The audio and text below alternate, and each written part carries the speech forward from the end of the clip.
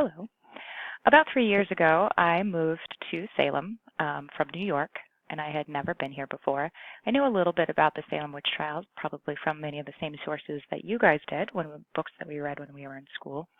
But I've learned quite a bit more about it since I've lived here. A lot of it I learned in just the last year when my niece came to visit me and we decided we would go do all the witchy things. And if anybody's been here to visit, you know there are quite a few different things you can do, both historically accurate and, some that are a little more supposed to be fun. But the Salem witch trials were a series of hangings and prosecutions of people accused of witchcraft in colonial Massachusetts between February of 1692 and May of 1693. These trials resulted in the executions of 20 people. It started out of religious extremism, puritanical times. The Puritans were a very strict, religiously guided group that were very wary of anything that did not fit into the Puritan doctrine. Cotton Mather's was a preacher at the time. He started in Boston and moved into Salem during the height of the Salem witches. He wrote pamphlets and brochures and gave sermons about what he believed to be the occult and demon possession and the uprising of witchcraft in the area. These led to mass hysteria, and this is probably the part of the story that most of you have heard about, where all the town folk started accusing people in the town of witchcraft. And the people they chose to accuse were often those who were different from them in some way. Many of them were people who did not abide by the puritanical doctrine. Some of them were slaves that came to the area with the religion of the islands that they came from. Some of them were midwives or women who dealt with herbal remedies and tinctures and things like that. This hysteria led directly to the trials, which led to 20 executions, 19 of which were hangings, one of which was a pressing, where one man was pressed to death under rocks because he refused to confess to being a witch. Of the 20 people who were executed, 14 of them were women. 5 other people also died. They died in prison awaiting their trials, including 2 infant children. The story of the witch trials was made popular through a variety of stories, but most directly through The Crucible by Arthur Miller. That was a play that was turned into a book, that was turned into a movie, and that is where a lot of us heard the story. And the part of the story there about the children, the group of girls who started a bunch of accusations against the midwife and some other women in the town, is actually based on fact. That did happen, though Cotton Mather's played a significant role in that as well.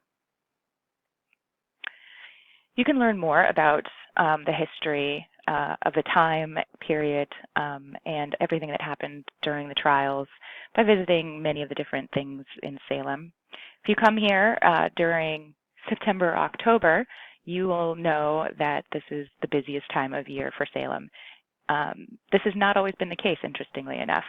About 30 years ago or so, Salem did not advertise any of these festivals and did not do anything to commemorate the Salem witch trials. And they were also close to bankruptcy. The town was in serious financial trouble when the mayor decided that they would start the Salem parade that happens on Halloween and added a few extra events. And over the years, it has turned into what is billed as a month-long celebration and commemoration of the time, but also it feeds into September, so it's really more than a month now. And it is also, so it's interesting too, because now 80% of the town's revenue from tourism comes in that 1 month period of time. The rest of the year, we don't get much tourist traffic at all. So it makes it a great place to live, except during that month where traffic is pretty terrible. But if you come here, even throughout the year, but of course most of it happens during that month, you can see a variety of different kinds of shows and exhibits and things like that about the time. They range from the slightly more corny, like the festivals of the dead and the Salem Witches Halloween Ball, the parade, the psychics that line all the streets, and you can do all of those things, which are quite fun. Or you can come and learn a little bit more about the times through the historically accurate presentations. You can visit a home that is from the 1690s. In fact, it was the home of one of the magistrates who oversaw some of the trials.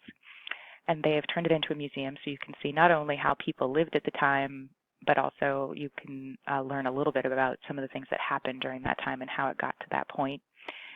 You can also visit the Salem Witch Museum, which is a very accurate depiction of what happened during the time. And they not only tell that story in the context of the time and talk about how it came about that this kind of tragedy could happen, but they also draw some of the parallels to our current times and some of the religious extremism that we have today and how that leads to mass hysteria and leads to people doing things that they might not do otherwise. It wasn't until the early part of this century that Salem took steps to actually do something to commemorate and redeem the people who were executed for witchcraft. It started in the mid-90s where they actually started doing a commemoration of the site where the trials took place, and a park was dedicated to them. But in November of 2001, the Massachusetts legislature passed an act exonerating all of those convicted and listing them by name. And then in January 2016, the University of Virginia announced that it had actually determined the place where the executions actually took place here in Salem. And interestingly enough, it's on a hill right behind the Walgreens. In case you ever come up here, check out the Walgreens on Boston Street. And right behind that is where these executions took place, or the hangings took place. They are planning to make a commemoration of that site as well. So it wasn't until, more than 300 years later where people were actually exonerated from being witches. I highly recommend that you make a visit here someday and learn a little bit more about what happened during the time of the Salem witches.